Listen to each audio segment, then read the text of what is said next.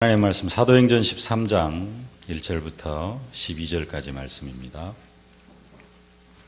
함께 봉독하겠습니다. 안디옥 교회에 선지자들과 교사들이 있으니 곧 바나바와 니게르라 하는 시므온과 구레네 사람 루기오와 분봉왕 헤롯의 젖동생 마나행과 및 사울이라. 주를 섬겨 금식할 때 성령이 이르시되 내가 불러 시키는 일을 위하여 바나바와 사울을 따로 세우라 하시니 이에 금식하며 기도하고 두 사람에게 안수하여 보내니라. 두 사람이 성령의 보내심을 받아 실루기아에 내려가 거기서 배 타고 구브로에 가서 살라미에 이르러 하나님의 말씀을 유대인의 여러 회당에서 전할세 요한을 수행원으로 두었더라. 온 섬 가운데로 지나서 바보에 이르러 바예수라 하는 유대인 거짓 선지자인 마술사를 만나니 그가 총독 서기오 바울과 함께 있으니 서기오 바울은 지혜 있는 사람이라. 바나바와 사울을 불러 하나님의 말씀을 듣고자 하더라. 이 마술사 엘루마는 이 이름을 번역하면 마술사라. 그들을 대적하여 총독으로 믿지 못하게 힘쓰니 바울이라고 하는 사울이 성령이 충만하여 그를 주목하고 이르되 모든 거짓과 악행이 가득한 자요 마귀의 자식이요 모든 의의 원수여 주의 바른 길을 굽게 하기를 그치지 아니하겠느냐. 보라, 이제 주의 손이 내 위에 있으니 내가 맹인이 되어 얼마 동안 해를 보지 못하리라 하니 즉시 안개와 어둠이 그를 덮어 인도할 사람을 두루 구하는지라. 이에 총독이 그렇게 된 것을 보고 믿으며 주의 가르치심을 놀랍게 여기니라. 아멘. 아름다운 팀의 축복이라는 제목입니다. 언약으로 붙잡고 응답받으실 수 있기를 주님의 이름으로 축복합니다. 하나님은 우리를 부르실 때 그냥 부르신 것이 아니라 우리 개개인을 향한 세계복음화의 완벽한 계획을 세우시고 그리고 우리를 전도자로 부르셨습니다. 그래서 사도행전 1장 8절의 언약은 초대교회에만 주신 것이 아니라 우리에게도 동일하게 주신 언약입니다. 오직 성령이 너희에게 임하시면 너희가 권능을 받고 예루살렘과 온 유대와 사마리아와 땅끝까지 이르러 내 증인이 되리라. 이 사도행전 1장 8절의 언약 한 가지를 이야기하고 있습니다만은 조금 이 사도행전 1장 8절의 언약을 구체적으로 나누어서 좀 생각을 해보면은 그 의미를 조금 더 우리가 구체적으로 붙잡을 수 있게 되어집니다. 이 사도행전 1장 8절은 세 가지를 이야기를 하고 있습니다. 한 가지입니다만은 좀 나눠보면은 세 가지를 이야기를 하고 있습니다. 성령이 너희에게 임하시면은 너희가 권능을 받을 것이다 라는 게 첫 번째입니다. 성령이 임하면 우리가 권능을 받게 되어져 있습니다. 그리고 권능을 받으면은 우리가 증인이 되어질 것을 약속하고 있습니다. 성령 받고 권능이 임하면은 우리가 증인이 되어지고요. 그냥 증인이 되어지는 게 아니라 그 증인이 되어진 데는 단계가 있다. 그게 예루살렘, 유대, 사마리아와 땅끝까지 그런 단계가 있다는 것입니다. 이것이 세 번째입니다.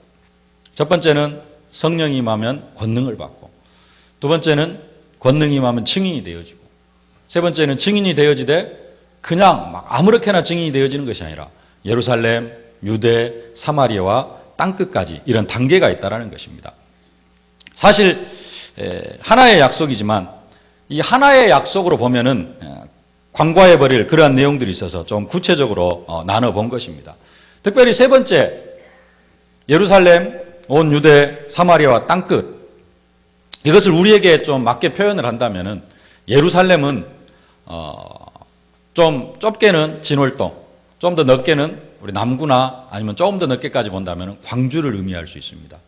이스라엘에 있어서 예루살렘은 우리로 이야기하면은 광주, 조금 더 넓게 본다면 이 전라도까지 볼 수 있고요. 온 유대를 이야기하는 것은 좀 넓게 보면은 남한 전체를 이야기를 합니다. 그리고 사마리아는 같은 민족이면서도 이방인으로 여기고 있는 거의 그 이방인처럼 취급을 하고 있는 그런 땅이 사마리아 땅입니다. 우리나라로 이야기하면은 북한을 들 수 있겠죠. 그 다음에 마지막으로 땅끝을 말씀하고 있습니다. 땅끝은 우리나라를 떠난 다른 민족, 세계로 나가는 것을 그렇게 의미하고 있습니다. 이렇게 세 가지로 나눠서 생각을 하지 않으면은 우리는 보통 생각할 때 증인의 사명을 잘 감당해 나아가고 있다라고 그렇게 착각을 할 수가 있습니다.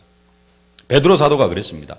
초대교회 베드로 사도 정말로 지난주에도 말씀드렸듯이 응답받은 부분들은 상당히 많이 있습니다. 정말로 중요한 사역들을 너무나도 많이 감당해 나아갔습니다. 주님의 약속을 따라서 성령이 임할 때까지 온 교회 120명의 성도들이 정말로 간절히 오로지 기도에 힘썼고요. 사도행전 2장 성령 충만 받고 나니까 성령의 말하게 할 때 하나님의 말씀을 증거하면서 예수가 그리스도 되심을 사실적으로 풀어서 전달하고, 그렇게 되어질 때 3천 제자가 일어나고, 또 현장에 나아가서 안진뱅이 이렇게 세우면서 5천 제자를 세우는 응답. 초대교회가 분쟁 속으로 빨려 들어가려고 할 때 7 집사를 세워가지고 정말로 사도들은 기도하는 일과 말씀 전하는 일에 전무할 수 있도록 한 일, 또 죽은 다비다를 살리고 감옥에 들어갔지만은 그 감옥 속에서도 하나님의 은혜로 이렇게 빠져나올 수 있었던 그런 엄청난 응답, 엄청난 축복들을 체험한 그런 베드로였습니다. 그런데 딱 한 가지 간과한 것이 있다면은 땅끝. 이것을 놓치고 살아왔습니다. 선민사상, 잘못된 선민사상. 하나님께서 이스라엘 백성들을 택한 것은 당연한데 왜 그들을 택했느냐? 이방 민족에게 복의 근원으로 세워져 가지고 이방 민족에게 복음을 전하라고 선민으로 하나님께서 허락해 주셨는데, 잘못된 선민사상. 우리만 하나님의 택한 백성이고 다른 민족은 다 멸망을 받아야 된다. 그게 돼지 같은 그러한 민족이다. 이런 잘못된 선민사상에 빠져가지고 땅끝을 바라보지를 못했습니다. 그런 베드로를 하나님은 땅끝으로 보내기를 원하셨습니다. 그래서 고넬료를 붙여주시고 땅끝으로 보내시려고 하나님은 감옥에까지 집어넣으신 것입니다. 사도 베드로는 잘못된 선민사상이 땅끝으로 가는 것을 막았는데, 우리에게도 땅끝으로 가는 길을 막는 것이 한 2가지 있습니다. 첫 번째로 생각할 수 있는 것은 우리나라의 지리적 환경 때문에 우리가 땅끝을 우리 민족을 떠나는 것이 조금 쉽지가 않습니다. 특히 이 땅끝, 이 한반도에서도 이 전라도, 이 한반도 끝에 있는, 좀만 내려가면 땅끝이라는 마을도 있습니다만은, 해남 땅끝도 있습니다만은, 특히 이 전라도는 더더욱 그렇습니다. 다른 나라에 비하면은 우리나라는 완전히 고립된 국가입니다. 우리나라하고 이스라엘이나 저쪽 유럽 아니면 아프리카 대륙에 있는 그런 나라들을 한번 생각해 보시길 바랍니다. 특히 이스라엘만 생각을 하더라도요. 이스라엘은 서쪽으로는 지중해가 있습니다만은 북쪽, 동쪽, 남쪽 다 국경 지역이 있습니다. 그래가지고 쉽게 다른 나라를 넘어갈 수가 있습니다. 다른 나라로 이렇게 가는데 그렇게 어렵지가 않습니다. 그런데 우리는 국경을 넘는 것을 상상을 할 수가 없습니다. 그러죠? 우리는 국경을 넘으려고 하면은 북한을 넘어야 됩니다. 일반인은 도저히 넘을 수가 없는 그러한 국경입니다. 제가 태어나서 처음으로 국가와 국가의 국경을 한번 넘어본 적이 있어요. 이스라엘에서 애굽으로, 이집트로 가는 그 국경을 한번 넘어봤는데요.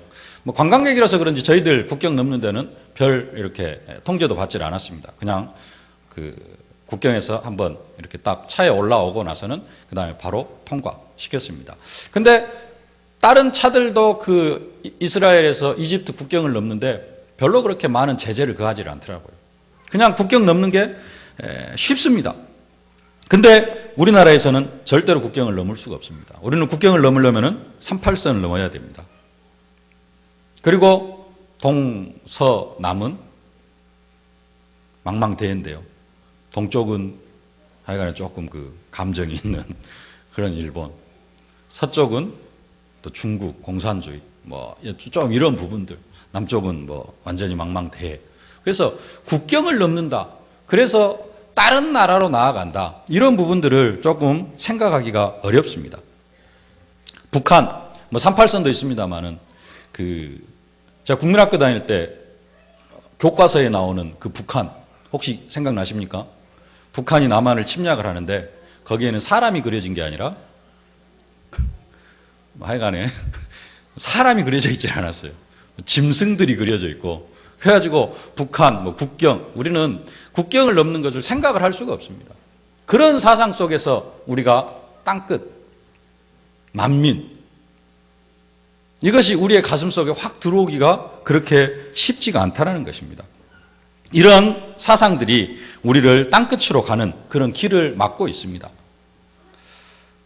이스라엘이나 다른 나라 사람들은 다른 많은 나라들은 국경을 넘으려고 하면은 옆 나라로 가는 아까도 말씀드렸듯이 신분증 이런 정도만 있으면은 자가용으로도 넘을 수 있고 버스로도 넘어갈 수 있고 버스로도 자주 다닙니다. 아니면 걸어서 넘어갈 수도 있습니다.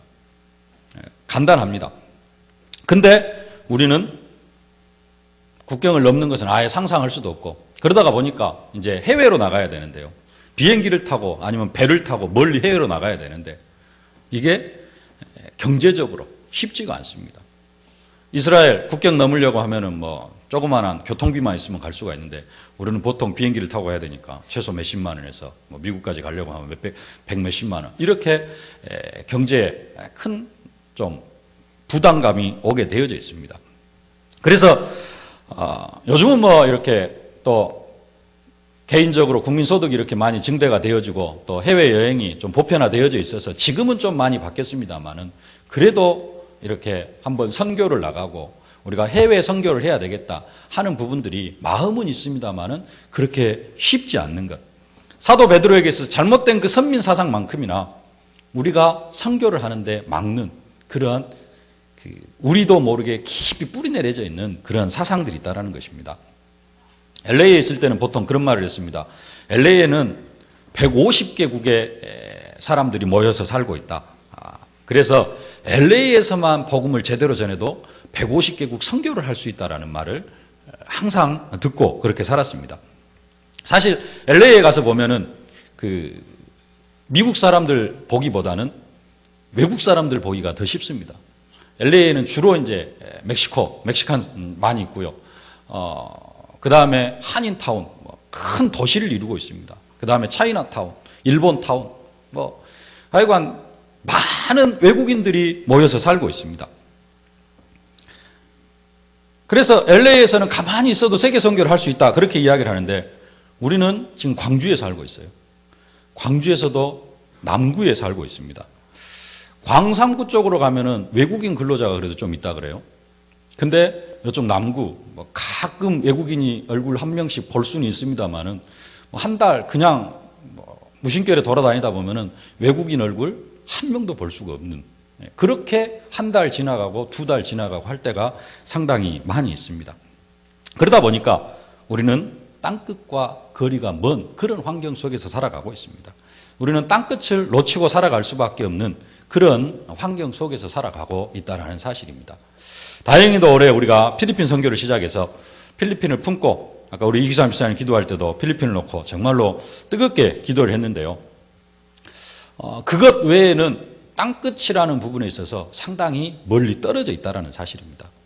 우리는 베드로 사도가 놓쳤던 사도행전 12장까지 베드로 사도가 놓쳤던 그 땅끝을 빨리 회복해야 될 줄로 믿습니다. 지금 올해 내년에 수년 내에 땅끝을 필리핀이라든가 해외로 땅끝으로 나가지 못한다 할지라도 우리는 우리의 땅끝을 가슴에 품고 우리의 땅끝을 그림으로 그리고 있어야 될 줄로 믿습니다. 하나님은 땅끝이라는 그 언약 때문에 스데반 집사님의 순교도 허락하셨고 하나님은 땅끝이라는 그 언약을 이루기 위해서 야고보 사도의 순교도 허락하신 줄로 믿습니다. 우리가 정말로 땅끝을 놓치지 말아야 될 줄로 믿습니다. 우리가 광주 땅에서 오늘을 산다 할지라도 우리의 가슴에는 땅끝을 품고 살아야 될 줄로 믿습니다. 우리가 땅끝을 품고 기도할 때 그 땅끝이 하나님의 소원이기 때문에 하나님은 우리가 땅끝으로 갈 수밖에 없도록 우리를 축복해 주실 줄로 믿습니다. 근데 우리가 이 땅끝만 놓치는 게 아니라 뭐까지 놓치고 있냐면요. 유대와 사마리아도 놓치고 있습니다. 그리고 오로지 어디만 머물러 있느냐? 예루살렘에만 머물러 있습니다. 여기서 말하는 유대와 사마리아, 지역을 의미할 수도 있겠습니다만은 지역을 의미하는 것이 아니라 한 2주 전에 말씀드린 그 사역의 단계를 말씀을 드립니다. 항상 내 중심적인 신앙생활이고 정말로 제자를 찾아 세우려고 하는 그런 부분에 있어서는 멀리 떨어져 있는 우리들의 모습을 좀 살펴볼 수가 있습니다. 그런 의미에서 우리가 예루살렘에만 머물러 있다. 이제는 우리가 예루살렘의 한계를 넘어서야 될 줄로 믿습니다. 내 가정, 내 산업 이것을 넘어서 정말로 예전에 현장에 제자를 찾아 세우고 현장에서 생명운동하면서 유대와 사마리아를 바라볼 수 있어야 되고 정말로 하나님께서 우리에게 약속으로 주신 그 땅끝 이 언약을 우리의 가슴 속에 품어야 될 줄로 믿습니다. 나가지는 못한다 할지라도 지금 바로 유대 사마리아 쪽으로 나가지는 못한다 할지라도 지금 바로 땅끝으로는 나가지 못한다 할지라도 이것이 우리의 가슴 속에 담겨져 있어야 될 줄로 믿습니다. 근데 그냥 신앙생활 하다가 보면은 유대, 사마리아, 땅끝 다 멀리 떨어져 버리고요. 나 중심의 신앙생활. 내가 어떻게 응답받을 것인가? 내 자녀 문제 어떻게 응답받고 내 산업 현장 어떻게 응답받고 내 지금 그 심각한 내 영적 문제 어떻게 응답받을 것인가? 여기에만 붙잡혀 살아갈 때 우리는 더 이상 신앙의 업그레이드가 되어질 수가 없습니다. 우리의 신앙이 성장할 수가 없습니다. 우리는 예루살렘뿐만 아니라 유대, 사마리아, 땅끝을 회복해야 될 줄로 믿습니다. 이것 때문에 하나님은 우리를 부르신 줄로 믿습니다. 우리를 전도자로 불러주신 줄로 믿습니다. 전도자의 가슴 속에는 사도행전 1장 8절에 이 언약이 심겨져야 될 줄로 믿습니다.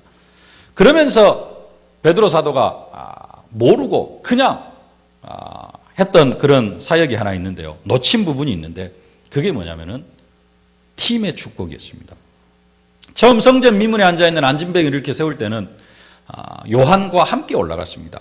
근데 그냥 사역하러 간 게 아니라 기도하러 가다가 사도 요한과 함께 그 성전 미문에 앉아있는 안진뱅이를 이렇게 세웠습니다.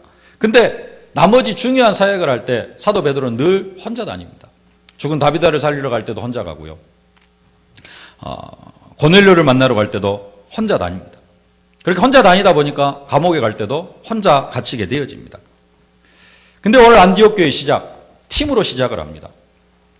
팀으로 시작을 하고 이제 사도행전 11장에서 안디옥 교회가 시작되어질 때에도 바나바가 사울을 데리고 팀으로 이렇게 시작이 되어지고 안디옥 교회가 본격적으로 사역을 시작하는데 5인 1조 팀이 구성되어져 가지고 이 팀으로 기도하고 또 거기에서 또 팀이 세워져 가지고 팀으로 선교 현장을 나가는 것을 볼 수가 있습니다. 우리 교회가 이 팀의 축복을 누려야 될 줄로 믿습니다. 우리 개개인이 신앙생활을 하면서 팀의 축복을 누려야 될 줄로 믿습니다. 나 혼자만 신앙생활을 하는 것이 아니라 교회 안에서 진짜 응답받아야 될 기도 제목이 한 가지 있는데요. 그게 뭐냐? 팀의 축복입니다. 아름다운 팀의 축복. 이 축복을 누리실 수 있기를 주님의 이름으로 축복합니다. 우리가 응답받아야 될 아름다운 팀, 3가지 팀이 있는데요. 첫 번째는 교제하는 팀입니다. 교제하는 팀. 교회 안에 어떤 팀이 있어야 되느냐? 교제하는 팀이 있어야 됩니다. 요즘 교회를 혼자 다니는 사람들이 많이 있습니다. 아니면 부부끼리만 다니는 사람이 있어요. 조금 더 확대하면은 자기 가족끼리만 교회를 다니는 사람들이 있습니다. 한 5년에서 10년 다니면은 얼굴은 대충 압니다. 네. 근데 대화를 한 번도 안 하고 다른 사람들과 대화를 한 번도 못 해보고 그냥 교회에 왔다가 그냥 눈인사만 하고 고개 인사만 하고 그냥 가시는 분들이 상당수 있습니다. 그것은 교회 생활이 아닙니다. 모든 성도들과 다 인사하고 교제하고 그럴 수는 없습니다. 그러나 같은 기관 식구들 얼굴 알고 교제할 수 있어야 됩니다. 교회 오면 반갑게 인사할 수 있고 반갑게 맞이할 수 있는 사람이 최소 몇 사람은 있어야 됩니다. 교회 안에 이런 사람이 없다. 신앙생활 실패하고 있는 것입니다. 교회 생활에 실패하고 있는 것입니다. 그 사람은 집에서 인터넷으로 예배하는 것과 별반 다를 바가 없습니다. 몸은 교회에 나와 있지만은 마음이 교제가 안 되어지는 것이에요. 교회에 나오는 이유, 성도들과 대화도 하고 말씀 언약 예배 드리면서 언약 붙잡는 것은 당연한 것이고요. 근데 나 혼자 예배하는 것이 아니라 성도들과 함께 예배를 드리는 겁니다. 그래서 함께 예배하기 위해서는 마음이 통하고 얼굴도 알고 좀 상대방의 어떤 상황도 좀 알고 그래서 서로를 위해서 기도할 수 있고 이런 관계가 교회 생활이고 성도와의 관계라는 것입니다. 추석날 설날 굳이 그렇게 오랜 시간 운전하고 버스 타고 왜 고향에 갑니까? 식구들 얼굴 보기 위해서요. 근데 얼굴만 봅니까? 대화도 나누고 지금까지 어떻게 살아왔는가? 사는 이야기도 좀 나누고요. 교회 와서 아무런 대화도 없이 집에 가는 사람. 명절날, 추석날, 설날 고향집 가가지고 식구들 만나가지고 아무 대화도 안 하고 그냥 올라온 사람과 똑같은 사람입니다. 그래서 우리가 오늘도 신앙 고백했습니다마는 신앙 고백 속에서 성도가 서로 교통하는 것과 예수를 그리스도로 고백하는 것만큼 성령이 우리와 함께 하시는 것을 고백하는 만큼 그것만큼 중요한 게 뭐냐? 성도가 서로 교통하는 것입니다. 초대교회는 이것을 잘했습니다. 그들이 사도의 가르침을 받아 서로 교제하고 떡을 떼며 오로지 기도하기에 힘쓰니라. 흩어지는 것도 잘해야 됩니다만은 모이는 것도 잘해야 됩니다. 초대교회는 그걸 잘했어요. 근데 그것만 잘했습니다. 흩어지는 것을 못했죠. 우리가 정말로 응답받아야 될 건 뭐냐? 교회 안에 교제하는 사람이 있어야 됩니다.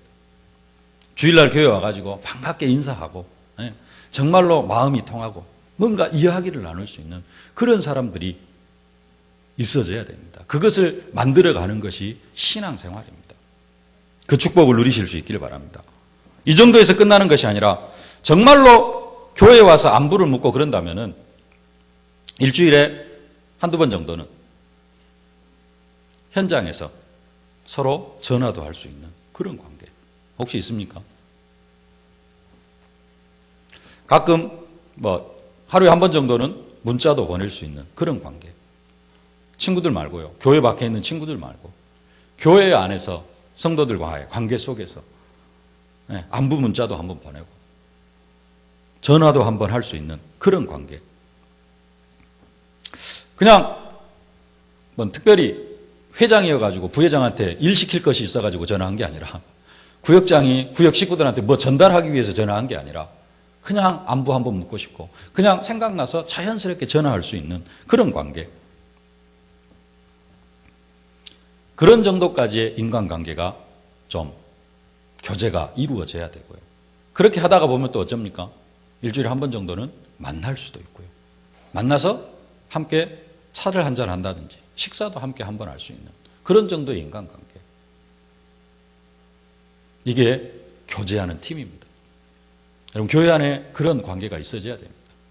맨날 가족끼리만 와가지고 아니면 혼자 와가지고 예배드리고 가버리고 뭔가 많이 하기는 합니다.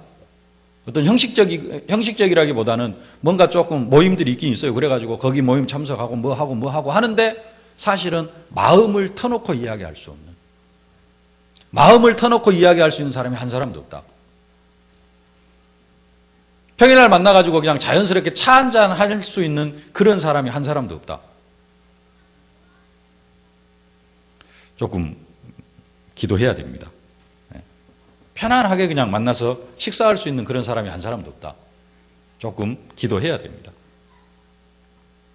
정말로 많은 사람들과 교제할 수 있는 그냥 인사하고 끝나는 것이 아니라 서로의 안부도 묻고 정말로 좀 중심이 오가는 그런 대화를 나눌 수 있는 그런 교회 관계, 그 관계를 응답받아 가실 수 있기를 주님의 이름으로 축복합니다. 새가족이나 평신도는 그럴 수 있습니다만은 장로님들 중에 1년을 함께 신앙생활을 했는데도 대화를 한번 해보지 못한 성도들이 있다. 조금 회개해야 됩니다. 그래서 정말로 교제가 있는 그런 축복 누리실 수 있길 바랍니다. 그래야 구역이 살고 그래야 기관이 살고 교회가 살고 우리 교회가 활력 있는 교회가 되어질 줄로 믿습니다. 주일날 넘어서 수요 예배 또 새벽 예배 오면서 얼굴 보는 그런 관계 말고요. 딱 전화를 했는데 무슨 일이십니까? 이런 어쩐 일로 전화를 하셨습니까? 이게 아니라 딱 전화를 하면 반갑다. 이렇게 대화가 되어질 수 있는 왠지 써먹써먹하게 왜 이 사람이 전화를 했지? 뭔 일 있나? 뭐 우리 교회에 또 무슨 일 생겼나? 이런 느낌이 아니라 전화 오는 게 당연하고 얼굴 한번 보자라는 게 그냥 아주 편안해서 그냥 나가고 싶고 만나자고 하면 나가고 싶고 하는 그런 관계. 교회 안에 이런 관계가 회복되어져야 될 줄로 믿습니다. 그런 만남 속에는 가슴이 담겨 있고요. 마음이 담겨 있습니다. 이 정도 인간관계가 되어지면은 그냥 형식적인 포럼이 아니라 진짜 마음속에서 있는 그런 응답과 또 고민과 갈등 이런 부분들이 포럼으로 되어질 수 있게 되어질 줄로 믿습니다. 그렇지 않으면 포럼을 하더라도 좀 형식적인 포럼에 그쳐질 경우가 많이 있거든요. 이런 인간관계 누려가실 수 있기를 주님의 이름으로 축복합니다.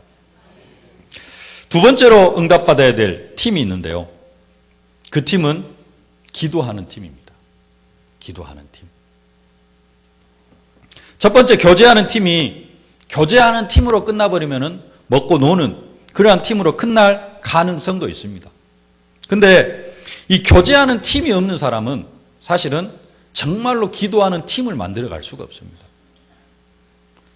교제하는 팀이 교제가 잘 되어질 때 이 팀이 뭘로 응답받을 수 있느냐? 진짜 기도하는 팀으로 응답받을 수 있어요. 그렇지 않은 기도하는 팀은 또 형식적인 기도하는 팀이 되어집니다. 그냥 기관끼리 모여가지고 임원끼리 모여가지고 회장이니까 어쩔 수 없이 임원이니까 어쩔 수 없이 그런 기도팀도 중요합니다. 근데 정말로 아름다운 마음이 통하고 영이 통하고 그래서 자주 전화도 하고 그러한 사람들이 교제하다가 이 팀이 기도하는 팀으로 발전되어지면 진짜 그 팀은 응답받아갈 수밖에 없습니다. 그래서 교회 안에서 성도 간에 교제하는 팀을 만들고 이 팀이 기도하는 팀까지 응답받도록 돕는 것. 그게 구역의 역할입니다. 그래서 첫 번째로 우리는 구역을 통해서 교제하는 팀을 만들고 이제는 그것을 넘어서 기도하는 팀까지 만들어야 될 줄로 믿습니다. 일주일에 한 번 만나서 기도하는 그런 팀이 아니라 매일 함께 기도하고요. 함께 만나지는 못한다 할지라도 항상 영이 통하고 기도가 통하고 나는 저 사람을 위해서 기도하고 있고 또 같은 어떤 목적을 가지고 같은 전도를 위하여서 같이 선교를 위하여서 함께 기도할 수 있는 그러한 팀을 만들어가는 것. 이게 최고의 응답인 줄로 믿습니다. 이 팀이 없는 사람 외로운 신앙생활이 되어질 수밖에 없고요. 응답을 받아가더라도 진짜 응답을 받기는 힘이 듭니다. 초대교회가 많은 응답을 받는데 어떻게 이런 응답을 받을 수 있었느냐? 마가다락방에서 죽음을 무릅쓰고 120명의 성도들이 간절히 기도한 결과 그 응답으로 세워진 결과가 초대교회입니다. 오늘 안디옥 교회에 중요한 멤버들이 모여지니까 다른 것을 하는 것이 아니라 주를 섬겨 금식했다 그렇게 말씀합니다. 우리 1절과 2절 우리 함께 한번 봉독하겠습니다.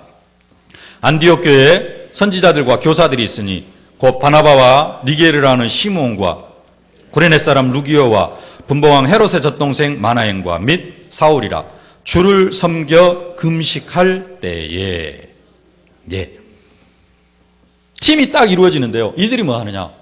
5인 1조 팀이 구성이 되어지니까 이들이 다른 것을 하는 것이 아니라 주를 섬겨 금식을 했다 그렇게 말씀합니다. 금식하며 기도로 시작한 교회, 그 교회가 안디옥 교회입니다. 근데 어떤 다른 목적을 가지고 기도하는 게 아니라 주를 섬겨 금식을 했다 그렇게 말을 합니다. 유대인들한테는 금식을 하는 절기가 있습니다. 근데 그런 금식하는 절기를 따라서 금식을 하는 것이 아니라 주를 섬겨 금식했다라고 그렇게 말합니다. 요즘 사람들이 금식을 하면 왜 금식을 하느냐? 살 빼기 위해서는 아니고 살 빼기 위해서 하는 사람도 있습니다만은 기도하면서 금식 기도를 하는 것은 뭔가 좀 내가 응답받아야 될 것이 있을 때 조금 기도해가지고는 뭔가 좀 그러고 할 때 좀 큰 거 있잖아요. 큰 건수. 이거 내가 꼭 응답받아야 된다. 그리고 진짜 내가 한계에 부딪혔다. 이럴 때 사람들이 뭘 하냐면은 그 문제, 그 한계를 극복을 하기 위해서 금식을 합니다. 근데 안디옥 교회는 그런 어떤 한계를 극복하기 위한 금식이 아니라 어떤 금식이냐? 주님을 섬기는. 하나님을 사랑하는 표현이 뭐였냐면은 금식을 하는 거죠. 그게 주를 섬겨 금식하는 거.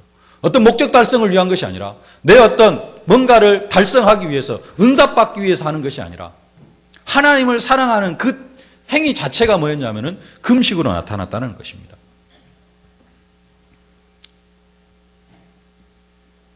주를 경배하는 방법으로 금식하는 것이었습니다. 이렇게 주를 섬겨 금식하는 사람 5명이 팀이 되어졌습니다.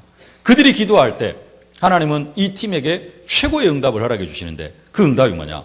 오늘 2절 말씀 다시 한번 봉독하겠습니다. 주를 섬겨 금식할 때 성령이 이르시되 내가 불러 시키는 일을 위하여 바나바와 사울을 따로 세우라 하시니. 아멘. 금식하며 기도할 때 하나님은 최고의 축복인 선교사를 파송하고 또 주를 섬겨 금식하는 안디옥교회를 선교의 주역으로 세우시는 그러한 축복을 허락하십니다. 우리가 뭘 찾을 수 있어야 되느냐? 어떤 응답을 받아야 되느냐? 함께 기도하는 팀의 응답을 누려야 될 줄로 믿습니다. 기도팀을 놓고 기도하다가 사실적으로 팀의 응답을 받고 이제는 그 팀이 정말로 기도해서 하나님이 원하시는 일로 응답받는 그런 축복이 있어질 수 있기를 주님의 이름으로 축복합니다. 세 번째로 응답받아야 될 팀이 있는데요. 그 팀은 전도하는 팀입니다. 우리는 전도팀의 축복을 받아야 될 줄로 믿습니다. 전도하되 그냥 혼자 하는 것이 아니라 정말로 팀의 축복을 누리면서 전도하실 수 있기를 바랍니다. 베드로 사도 혼자 전도해서 응답은 많이 받았지만은 결국 후에는 남는 것이 별로 없습니다. 왜 그러느냐? 혼자 다니기 때문에 그렇습니다. 근데 사도 바울 움직일 때 항상 팀으로 움직입니다. 오늘도 바나바와 한 팀이 되어져 가지고 또 요한이라는 수행원까지 함께 해가지고 세 명이서 함께 움직입니다. 둘도 아니고 셋이서 함께 움직여요. 혼자 움직이면 뭐 할 수 있느냐?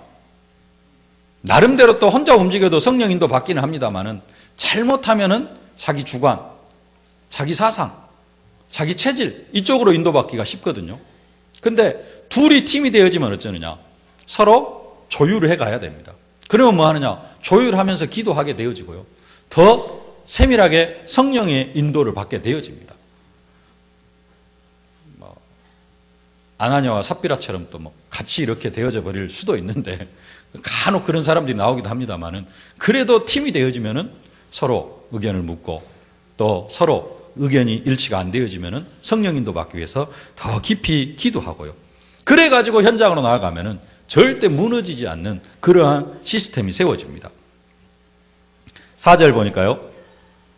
두 사람이 성령의 보내심을 받아 실루기아에 내려가 거기서 배 타고 쿠브로에 가서 성령의 보내심을 받아. 팀이 되어지면은 성령의 인도 받을 수밖에 없고 성령의 인도를 받으면은 성령이 역사하실 수밖에 없습니다. 이런 팀들이 움직일 때 뒤에 가면은 빌립보 교회가 세워지고 데살로니가 교회가 세워지고 고린도 교회가 세워지는 그런 응답을 받습니다. 이런 팀들이 들어갈 때 나중에 바울의 뒤를 이을 그러한 제자 디모데까지 세워지는 그런 응답과 축복도 누리게 되어지는 줄로 믿습니다. 안디옥 교회가 응답받을 수밖에 없었던 이유, 안디옥 교회를 통하여서 정말로 로마까지 복음이 증거되어질 수밖에 없었던 그 이유 중에 하나가 팀의 축복인 줄로 믿습니다. 우리가 이 팀의 축복을 누려야 될 줄로 믿습니다. 정말로 교회에 와서 교제하는 팀이었다. 또 한 10년, 15년 뭐 이렇게 오래 다니신 분들은 그냥 얼굴 보고 대충 다 아는데요. 교회를 나가서 가지고 밖에 나가서 교인들을 생각하면서 누구하고 밥 한 끼 할 수 있는 사람이 없다. 응답 받아가야 됩니다. 교제할 수 있는 사람. 그렇게 교제하는 사람들이 생겨나다 보면 그 중에 어떤 사람이 생겨난다고요? 기도하는 팀.